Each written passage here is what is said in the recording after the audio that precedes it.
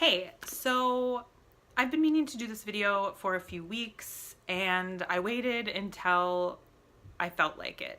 Um, I finished doing my Whole30 about, 3 weeks ago, 2 or 3 weeks ago. And I thought I was going to want to jump in and immediately start talking about it, but I wanted to finish doing my reintro. My reintro has been done for about a week, and I just wanted to kind of process my thoughts because I am still processing. So ultimately, I kind of wanted to make this video a little more like professional because I have a feeling that more people will watch this one because people are so curious, but I also just wanted to keep it real. So it's a no makeup video today, and I wanted to sit down instead of standing up. So this is how it is. Hopefully it looks okay.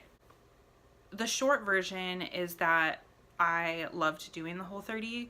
It definitely is a practice in self-control, but not in the crazy like white knuckling way that a lot of diets can be. I know Melissa Hartwig uses that term in one of the books about white knuckling your way through a diet, and I just thought like, yeah, that's exactly it.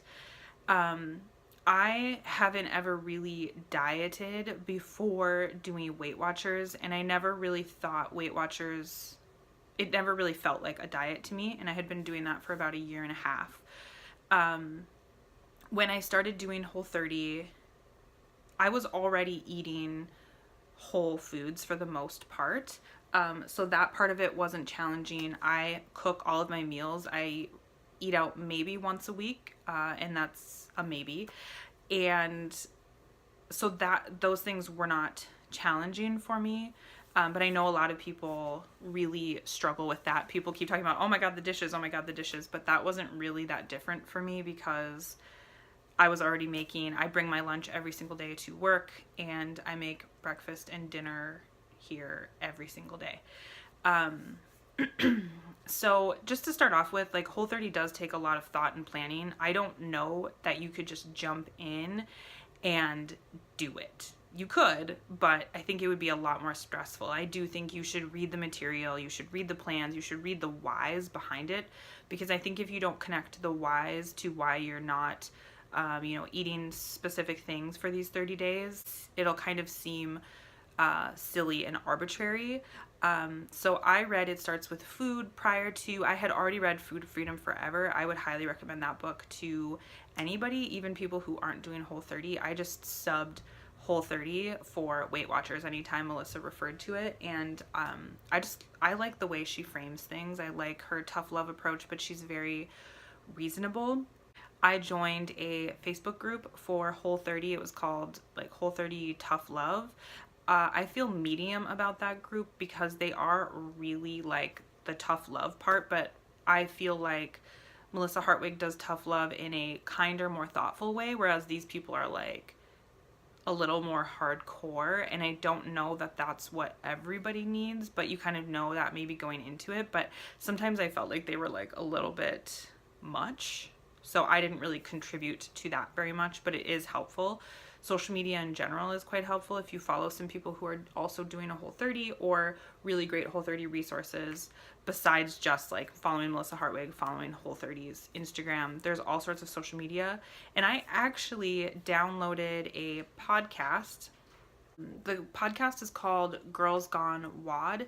And last year, I believe it was 2017, they both did a Whole30. And so they did these little like voice memos on their iPhones and talking about almost every single day. They skipped some days, but that was actually really helpful. So I listened to that every single day, and I would highly recommend that. Their podcast was great. I haven't listened to any of their other stuff, but I do have a few queued up that I will listen to eventually. So the thing that I would say is that like a lot of people criticize it for being too restrictive, and I totally get that. But for me, it didn't feel restrictive because you know that you're still feeding your body really good nutrient dense food, and you're still like I was not hungry. The first week I was more hungry regularly, and so I would just have little snacks that were thought out and planned. I did bring emergency snacks to work and all of that kind of stuff. I just planned for it. But other than that, I wasn't hungry. And when I was hungry, I ate. I didn't, you didn't have to like be like, oh my God, I just have to get through so I can have that liquid shake, that my meal replacement, or that salad that you don't really want. I was like eating stuff that I wanted to every single day. And when you're including fat in your diet, you're not really going to be starving. So for instance, one day, I think it was right before I had my period, I was hungrier, and I ended up actually, instead of eating 3 meals in a day, I ate 4 meals. One was like soup. It had all of the macros in it, but I got hungry, and I just ate until I was full for each 4 meals. For each one of my 4 meals that day, I ate until I was full and I stopped.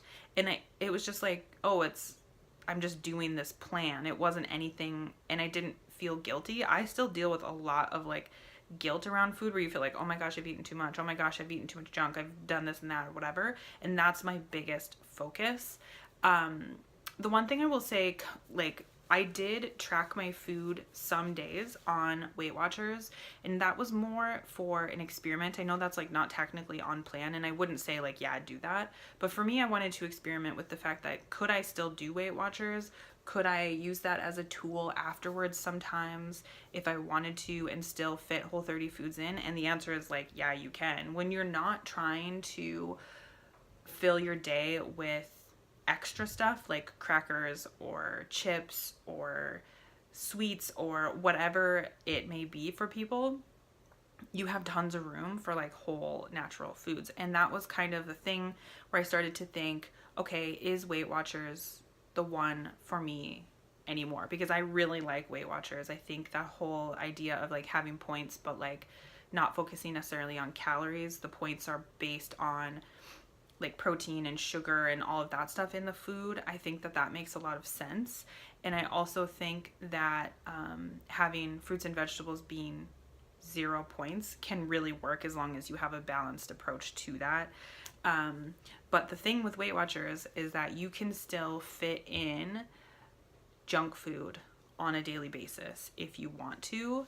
And I think that sometimes they give people those things. I saw somebody reviewing like a Weight Watchers bar, and I never bought stuff like that, but it was like, look at this like 3-point turtle whatever bar. And I just thought, like, that's not actually helping anything. It's helping you like maybe get that sweet fix and not feeling restricted, which is a great idea in theory. But then like, what about that sugar craving that's going to stay there forever, versus like maybe what I wanted to do was to like work away from that and maybe not feel like I wanted something sugary every single day, or wanting something like chips every single day. Like, I just want to eat more balanced. Does that make sense? So that was something that I want to get away from. I don't want to keep that feeling of like snacking. I don't think of Whole30 as being restrictive, because I think that restricting your food sometimes is a good thing. And that sounds crazy to people, I know that. But so I was watching Will Smith's Instagram. He has an Instagram now, and he's actually been quite entertaining to watch. And he has a lot of like kind of self growth conversations, which is super cool. And the one day it really hit a note with me, and I was in the middle of my Whole30, and I wrote it down on a little post-it note, and he said, the road to sustained happiness is through disciplining your behavior. Forgo immediate pleasure for long-term self-respect. And it was so interesting when he said that, because I was like, that's really interesting, because this is what I've been thinking about a lot. And I did start to think, like, why does it feel depriving to be eating this like nutritious food for anybody, not just for myself? Like, some restriction is good for you. And he made the point of like, if you're going out, if your friends are like, yeah, let's go out and drink or whatever, and you have like a test to study for, restricting yourself and knowing that like, yes, that might be like holding yourself back from something you want to do in the moment, but it's going to make you progress more in the future, like taking that test and studying versus like going out and partying. That's a great thing. And like, if you have health and fitness goals or goals for your body or whatever, like, yes, going out for pizza may seem like a wonderful idea, and it might be like, yes, it's so great, I want to be part of the gang, but like also restricting yourself and knowing that like you're maybe going to feel crappy afterwards, or maybe you're going to feel like, you know, you're going to take a step back with your goals and stuff, that isn't necessarily a good thing, like just following your impulses. Now, of course, you want to have a balanced approach to that, and like yesterday I ate a cookie and I wanted one. I haven't had anything like that since I started Whole30, and I just was like, yeah, I want a cookie, and I ate one and I took my time and it was fine. And that doesn't take me away from like my goals, but like doing stuff like that regularly and feeling like you need something regular every day, like that's not part of my goals. And so when he said that, it just like really, really struck me, and I was like, yes, like this is what I'm working on. And it just really reinforced. And so I will say that like keeping those books with you and reading and keeping these like positive ideas is going to reinforce your habits, and it's going to reinforce your goals. So I'm gonna just do quick pros and cons because I don't want this video to be crazy long. So I will say, like, straight up front, it's not gonna be for somebody who's really triggered by restriction. I think that if you work with a you know, if you have an eating disorder or past eating disordered behavior or disordered eating behavior, I don't think you just do this. I think if you're working with somebody, a mental health professional or whatever, maybe you could on the road to like positive health, but I don't think this is something that you do if you're really triggered by that, or if you're really like extreme naturally. It is going to be challenging on a daily basis in terms of your food and your comfort. I had already kicked dairy before because it doesn't work for me, so that was easy. I didn't have any of those like bad feelings in the beginning. I didn't have like a sugar hangover, but that's because I was already eating really quite well anyway. It is a little bit more money, although I did start to figure out things, and I will show things like food items that made me more successful and how I kind of made things work for me more in terms of budgeting. Just a quick overview of things that kind of helped me. Forgive my produce back there, that's just a mess. So most importantly, on Whole30, you want to be eating fats. And so in order to get fats in, I did different butters. Both of these are quite good. This is from Sam's. It's nice and runny. I was thinking you could maybe see that. And it's not organic, which is ideal, but it is what it is. And this is about $8 or $9, and it's a huge container. I also bought this at Sam's. These are those holy guacamoles, and they come 3 in a pack for around $8. That's a really good deal for guacamole. And I would just put this, I would put guacamole like on veggie spirals, on frozen vegetables, on anything. And then I did coconut butter. You can do that on like curries, things like that. This was something, again, it's not organic, but this was like a quick thing. You can have sugar snap peas on Whole30, and it's hard to find frozen veggies that don't have corn in it, but this one is a really good mix. And I'd actually just like do a protein, this, throw some guacamole on it, and it was super, super awesome. In terms of sauces, I did Frank's Red Hot. This is classic, so good. Coconut aminos. This is meant to kind of replace a soy sauce taste. It's not as good as soy sauce personally, I don't think, but it definitely works. These Yai's Thai sauces, I bought the green curry one as well. Really good. It's made with coconut milk, so that's a nice fat. Tessie Mae's ketchup doesn't taste like classic ketchup. It tastes like kind of a vinegary version, but it definitely does the trick. And also Tessie Mae's dressings. You do have to look. This one's super good, and it has kind of a dill taste to it. You do have to read the ingredients on Tessie Mae's and like the Primal Kitchen dressings, but so good. Snack staples, I bought just the Natural Grocers almonds, and I actually just kept a bag of these. These are the ones from home, and I actually have them at work as well. they're something that I could just take 1 or 2 handfuls of and eat that, and it would definitely help me, especially in that first week when I was still hungry. And then the ultimate thing that a lot of people want to talk about with emergency snacks are bars. You can do jerky. I don't have any here. RX bars are great. They're really, really chewy, but this isn't going to be like filling. So I would see people try to do these for breakfast, and I still do. And I don't know how they do that because it's not filling to me, but definitely comes in handy. I had to stay late after work a week ago, and I used this kind, actually, the blueberry. The berry flavors are really good. You obviously have to read your ingredients. These are technically Whole30 approved, but don't eat these regularly. They're just like candy. What I found these handy for was when I would have migraines. I actually get sick to my stomach, but I feel like I have to eat. It's kind of like when people are when people get car sick and they have to eat. It's like that. And I ate 2 of these on my Whole30, and I think I did like the coconut one and maybe the apple one. I haven't tried this kind, and I put a tiny bit of almond butter on it, and it just felt like it settled my stomach. It was kind of that sugary, like, you know, when you don't feel well and you need something like that. It was perfect, but I would not recommend these. They're really quite high in calories. The ingredients are great.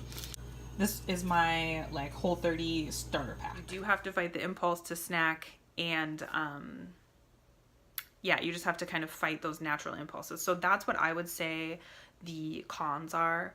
I keep looking at my notes to make sure I'm remembering what I want to say. So the pros, I felt so good. I didn't feel bloated. I didn't feel tired. My sleep started to get better. So awesome. You do have to keep a positive attitude. You cannot go into it thinking like, oh, this sucks. I can't have cookies. I can't have this. Like, you just have to be more positive and think this is a 30-day experiment plus doing some reintroduction, and you're going to feel great. Like, I don't know that many people. I know it does happen for some people, but most people are going to feel pretty great while doing it once you get past that beginning stage. I did lose weight. I didn't lose a significant amount of weight, but I did lose, I mean, it was significant. It was like 5 pounds in a month. Like, that's a lot. But I know some people lose like a ton of weight. And again, I think it's just because, if you're just coming off a standard American diet, you're going to lose a lot more weight. And some people do gain weight. I don't know if that's a pro or a con. I think that's a pro for most people who do end up gaining weight, because typically it's because your body needs it. And I lost that weight without even trying. So that's like a pro, because I wasn't thinking weight loss. I was thinking like eat well-rounded and balanced. And I lost weight. I started to learn to consciously ask myself, am I hungry? Am I full? Like, I started to think about that, and that sounds so dumb. I even feel like kind of dumb saying that out loud. But I mean, we all just eat. Like, I eat lunch and I'm hungry for lunch, and so I just eat. And now I'm consciously starting to say like, oh, well, I still have, you know, a bite of potato and 2 bites of avocado, but like I'm full. So I'll just throw that in a container, eat it later. Not wasting food, but I'm just not eating it all in that portion. So that's something that's really, really awesome. The pros are you're eating 3 meals a day. You're eating 3 balanced meals a day. More if you are working out and you need that extra boost. You're not restricting calories. You are not restricting food at all. That's like the biggest thing that you have to know about Whole30, is that you're eating plenty of food and you're eating really great food. You're not weighing yourself. I don't want to weigh myself anymore. I'm over it. It's super hard to fight the impulse. You do want to weigh yourself. Most people will probably want to weigh themselves, but you don't. And it's awesome, like, because you're just going on how you feel. I will say I really wish I had taken before pictures or before measurements. I didn't do that because I was like, meh, I don't care. I wish I had done that, because I know that certain things are fitting me a lot differently, and I know that's not just like 5 pounds off the scale. It's like clearly I've lost inches, and I wish I would have done that. So if you are gonna do it, I would recommend not just weighing yourself beforehand, but measuring, taking pictures. And a pro is that it worked with Weight Watchers. So if you do want to still do Weight Watchers, you can. It's not part of the program, so like, please don't get mad at me for saying that, but like if you do want to, or if that feels comfortable for you, you can definitely do that. My biggest pro is that it works on your relationship with food. I think almost everybody needs to work on their relationship with food. We, especially in the United States, I can't speak for other countries, but we're very privileged to have a lot of food, and conveniently. And the reason we all have these different issues and stuff is because we have this really warped visual of what we are supposed to look like, and also all the delicious foods all the time. And it's really hard to kind of live in this society and not feel like you should be different, you should look different, and you should eat differently and whatever. And for me, like, this just kind of brought it back to basics, and I started to really focus on the food that I was eating and my relationship with it. And I really need to work on the guilt thing, and so that's my main focus right now. So going forward, I've only tracked one day since Weight Watchers. No, I've tracked a couple days since I finished Whole30. I've tracked a couple days since I've finished Whole30, just to kind of, again, like as an experiment to see how things are going. The reintro is necessary. If you've never done Whole30, I would definitely do reintro the way you're supposed to do it. It feels really weird when you start introducing foods that are not on plan. I will say that I definitely had to deal with that, of like dealing with guilt and like, oh my god, I'm eating oatmeal, oh my god, I'm eating rice. But I will say I've learned some things about the way different foods affect me, and I love eating Whole30-ish. So basically I've continued to eat Whole30. I've just added some things in. I've had regular ketchup a couple times. One of my big things that I've loved is having like burger salads. I've had that probably like 4 times since I started Whole30, and now that I'm off Whole30, I have this like sauce that's all, like kind of similar to like a Big Mac sauce, but it has sugar in it. So I'm basically eating Whole30 plus 1 sometimes at a meal. Like I had oatmeal the other day with eggs, things like that, but I loved it. And I would like to hear other people's opinions on any of this, but specifically on Whole30. If you had any positive interactions with Whole30, if you thought it was really dumb and you hated it, I would love to hear it. If you have any questions, I can answer. This video was kind of unplanned a little bit, so I don't know if I got everything totally completely. So if you have any questions about Whole30, I can answer as best as I can. Yeah, so thank you so much for watching and for listening to me ramble about this. This has been a really great challenge / kind of turning point in my dietary life, I guess, the dietary goals. So I'll talk to you later. Okay, bye.